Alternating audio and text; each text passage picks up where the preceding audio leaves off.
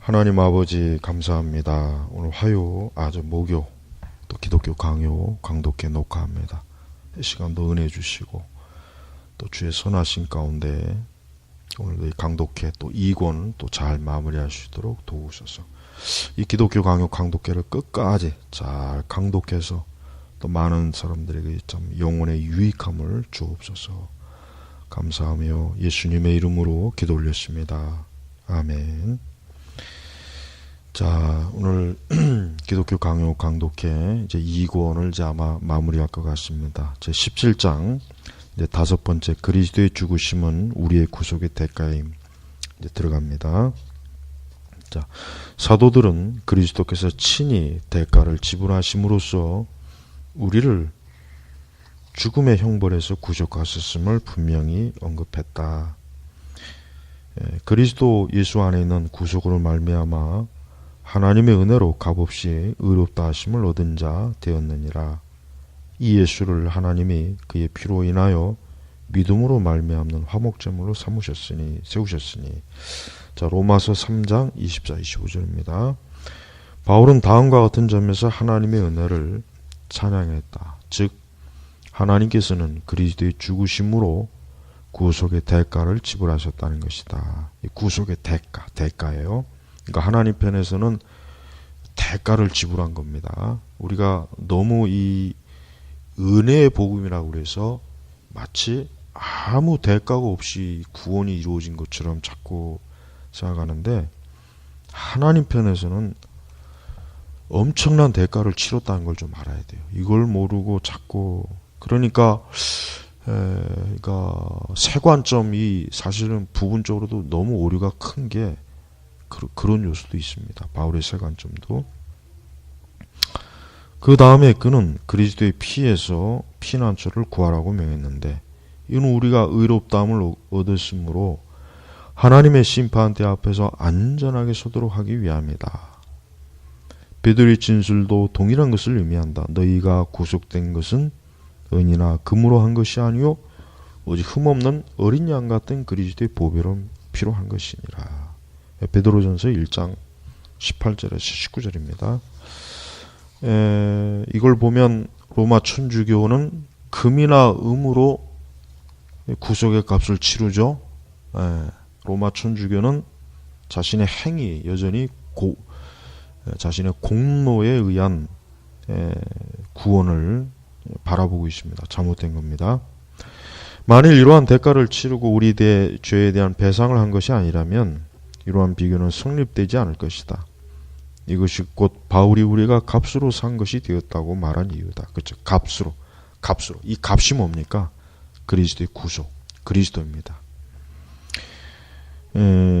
만일 우리가 마땅히 받아야 될 형벌이 그에게 지워지지 않았다면 중보도 한 분이시니 자기를 속전으로 주셨으니 라고 한 바울의 다른 진술도 역시 성립되지 못할 것이다. 이러한 이유로 사도는 그리스도의 피로 인한 구속을 죄사함으로 정의했다. 골로새서 1장 14절. 이것은 마치 그가 이렇게 말한 것과 같다. 우리가 하나님 앞에서 의롭다 함과 죄사함을 받은 것은 그 피가 우리를 위해 배상했기 때문이다. 여기서 피의 배상. 다른 구절도 이것과 일치한다. 우리를 거스리고 우리를 대적하는 의문에 쓴 증서를 도만하시고 자에 버리사 십자가에 못 박으시고 그는 거기에서 우리의 죄책을 없이 해주는 지불이나 배상을 염두에 두고 있는 것이다. 이 지불이나 배상. 그러니까 우리가 이 복음의 소식, 이 복음에서 요걸 꼭 명심해야 돼요. 지불, 배상, 대가. 요 단어를 꼭 기억해야 돼요. 이 복음을 전할 때 이 단어를 자꾸 빼버리더라고요. 그러니까 자꾸 이상한 소리가 나오죠. 마치 그냥 은혜, 그냥 하나님이 거저 주신 거. 우리야 거저지만 하나님 편에서 얼마나 이게 혹독한 값을 치르고 배상, 지불했는지를 알아야죠. 이걸 강조 안 하니까 이 바울의 세관점 같은 게 이 교회 안에 그들이 그걸 얘기하면서 마치 뭐 요즘은 이 성도들이 하나님의 이 구원에 있어서 이 어떤 너무 뭐라 그럴까 우리 편에서 어떤 은혜를 너무 모르는 값싼 은혜식의 어떤 신앙생활을 하니까 그러니까 자꾸 행위를 자꾸 들먹이는 이유가 이런 것 때문에 그런 거예요. 그러니까 바울의 세관점이 굉장히 그건 잘못된 거예요. 그리고 자꾸 바울의 세관점까지는 아니더라도 뭐 자꾸 신자들에게 자신의 행위에 대한 행위의 어떤 믿음을 자꾸 이렇게 부추기는 가르침도 지금 상당히 많이 좀 들어와 있어요. 그러니까 그 원인이 뭐냐? 분명히 지불, 배상, 죄값, 구속의 대가 이런 것들을 복음에서 자꾸 제하니까 그렇게 되는 거예요. 그러니까 우리 성도들이 우리가 이 구원받은 건 정말 은혜입니다. 그러나 그 은혜라고 하는 것에는 하나님께서 지불하신 대가가 얼마나 심각한지를 알아야죠. 그걸 안다면 우리가 감히 어떻게 난 구원받았으니까 이제 뭐 자유야 해서 우리 마음대로 그냥 육적으로 막 그렇게 정신 그렇게 빠질 수 있겠습니까? 절대 그렇게 못하죠. 그렇게 안 되죠. 또 은혜로 구원받았으니까 우리 뭐 마음껏 죄집시다. 그냥 하나님이 용서하시니까 그런 마음이 들어오겠어요? 절대 못 들어오죠. 그러니까 우리가 복음을 전하는 목회자들은 그들이 구원에 대해서만 얘기하지 말고 하나님께서 그 구원을 이루시기 위해서 이렇게 대가, 지불, 배상을 하나님의 아들 예수님이 그 피로써 이게 되었다는 거. 이거 꼭 강조해야 돼. 그래야 이 은혜가 얼마나 정말 놀라운 건지를 알 거예요.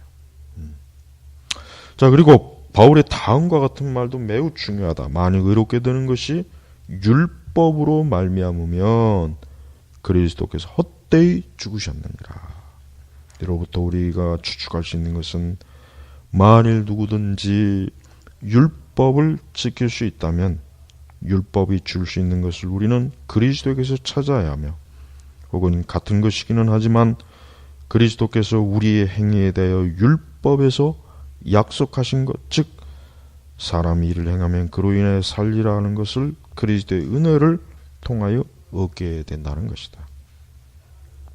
이 사실은 안디옥에서 행한 설교에서도 분명히 확정되었는데 이 설교는 그리스도를 믿음으로 말미암아 모세의 율법으로 얻지 못하던 모든 일에도 어렵다 하심을 얻는다는 것을 강조하는 것이다.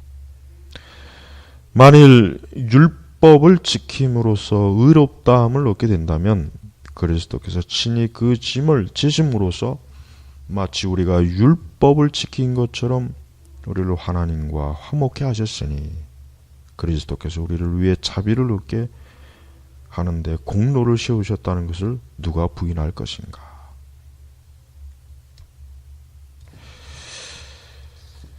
후에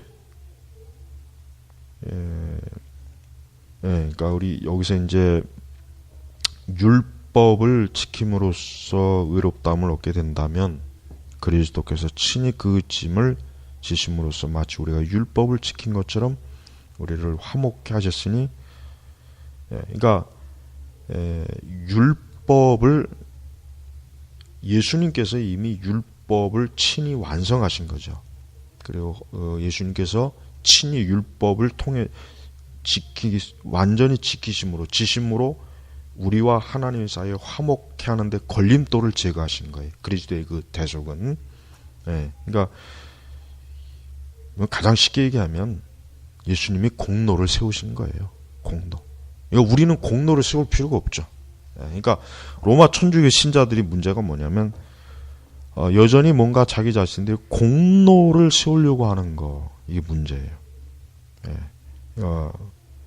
예수님이 완전히 100% 공로를 세우셨는데 우리가 공로를 세우려고 한다. 아니죠. 단 1.1%도 세울 필요가 없어요. 후에 사도가 갈라디아인들에게 가르친 내용도 동일한 목적을 지닌다. 하나님이 그 아들을 보내사 율법 아래 나게 하신 것은 율법 아래 있는 자들을 속량하시고 얻게 하려 하심이라. 갈라디아서 4장 4절에서 5절이요.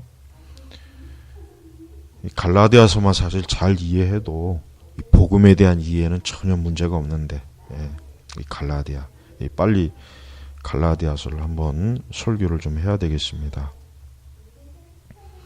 우리가 갚을 수 없는 것을 친히 갚으셔서 우리를 위해 의를 얻으시는 것이 아니었다면 그리스도께서 율법에 복종하신 것은 무슨 목적이 있는가? 목적 때문인가? 그것은 곧 바울이 논한 바와 같이, 그러니까 로마서 4장이에요. 행위 없이 의가 전가되는 것이다. 왜냐하면 그리스도 안에 있는 의만이 우리의 의로 간주되기 때문이다. 분명히 그리스도의 육신이 우리의 양식이요. 또 그러니까 양식으로 불리고 있는 유일한 이유는 우리가 그의 안에서 생명의 본질을 발견하기 때문이다.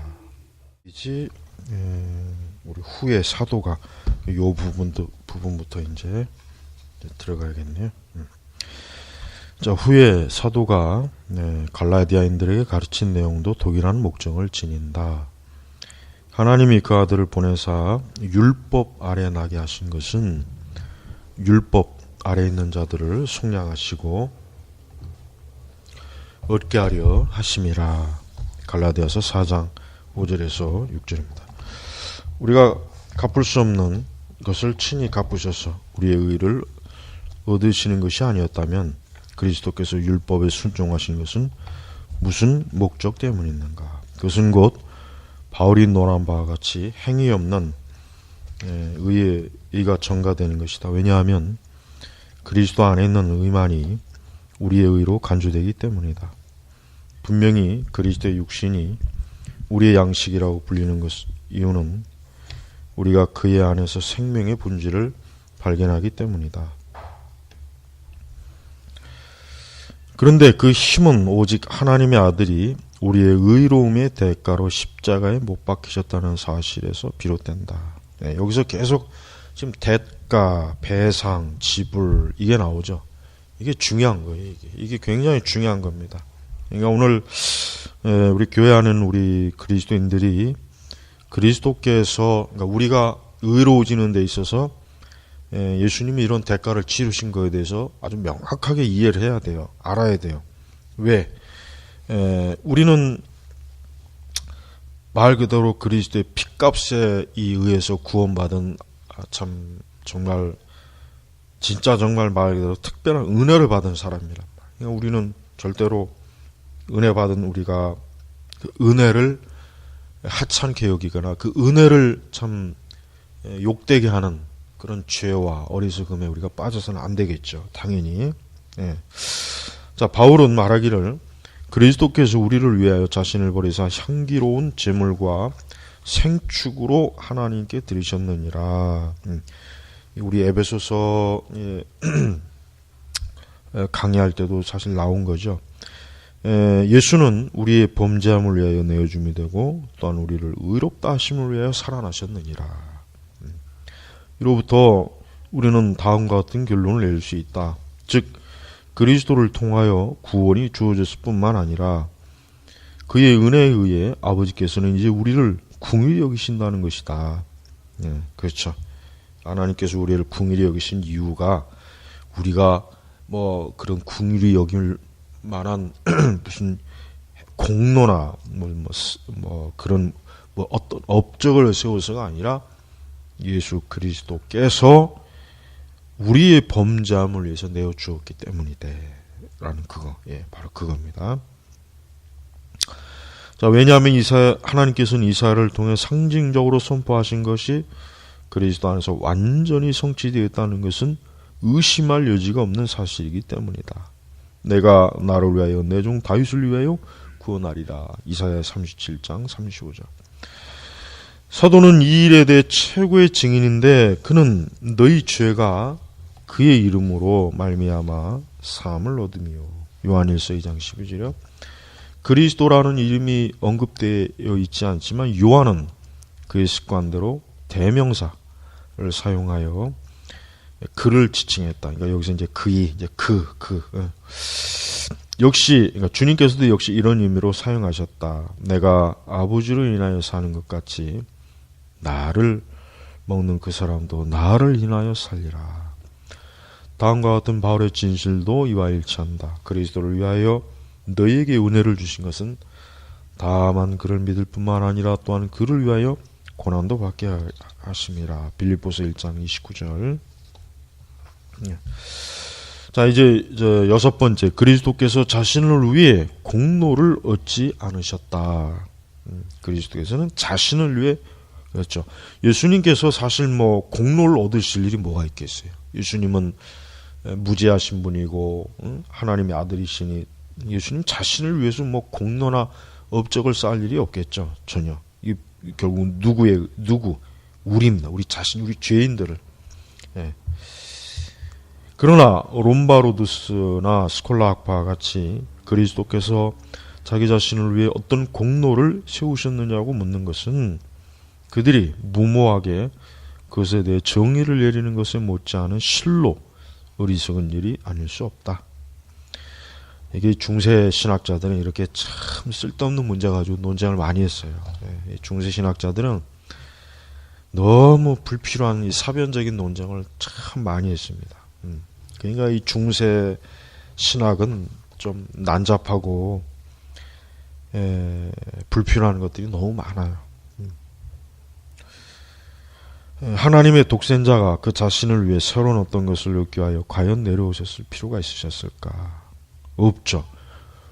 어떤 새로운 걸 얻을 게 뭐가 있겠어요? 예수님은 완전하신 하나님의 아들이신데, 완전하신 하나님이신데, 하나님께서는 자신의 계획을 밝히심으로써 모든 의심을 완전히 제거해 버리신다. 성경에는 아버지께서 그 아들의 공로를 보시고 그가 필요로 하는 것을 마련해 주셨다고 말하지 않고 그가 자기 아들을 죽음에 내어주시고 그를 아끼지 아니하셨던 것이다. 로마서 8장 32절. 그러니까 적극적인 하나님의 이 구속의 행위를 우리가 볼 수 있습니다. 또 그가 세상을 사랑하셨기 때문이다 라고 기록되어 있다. 그리고 우리는 다음과 같은 선지자의 표현들에 유의해야만 한다. 한 아기가 우리에게 낳고 시온에 따라 크게 기뻐할자다. 보라 내 왕이 내게 임하나니. 이사야서 스가랴서에 예언된 거예요. 만일 그렇지 않다면 그리스도께서 그의 원수들을 위해 죽임을 당하셨다고 바울이 찬양한 하나님의 사랑에 대한 확증은 한낱 쓸모없는 것이 되고 말 것이다. 여기에서 우리가 결론을 내릴 수 있는 것은 그가 분명히 저희를 위하여 내가 나를 거룩하게 하오니라고 말씀하시는 것처럼 자신을 돌아보지 아니하셨다는 것이다. 왜냐하면 자신의 거룩한 열매를 다른 사람에게 주는 분은 자기 자신을 위해서는 아무것도 얻지 않으셨다는 사실을 입증해 주었기 때문이다. 그리고 그리스도께서 우리를 위해 자신을 온전히 헌신하셨고 어떤 점에 있어서는 자신을 잃어버리셨다는 것은 유의할 만한 가치가 있다. 그러나 그들은 어리석게도 다음과 같은 바울의 증언을 여기에 적용시켰다. 이러므로 하나님이 그를 지극히 높여 모든 이름 위에 뛰어난 이름을 주셨다. 빌립보서 2장 9절이요. 그들은 묻기를 비록 사람들과 천사들이 모든 능력과 덕을 가졌어도 그 1000분의 1도 얻지 못할 것을 한 개인이 얻었으니 말하자면 한 사람이 세계 심판자와 머리가 되어 하나님의 최고 통치권을 얻고 자기 안에 그 위험성이 거하게 하셨으니 그는 도대체 어떤 공로로 그렇게 하셨는가? 그렇지만 여기에는 손쉽고 완전한 답변이 있다. 즉 바울은 거기에서 왜 그리스도께서 높아지셨는지 이유에 대해 논하지 않고 우리로 하여금 모본을 삼도록 하기 위해 어떻게 그리스도의 높아지신 것이 그의 낮아지심 다음에 오는지를 보여주는 것 뿐이라는 것이다.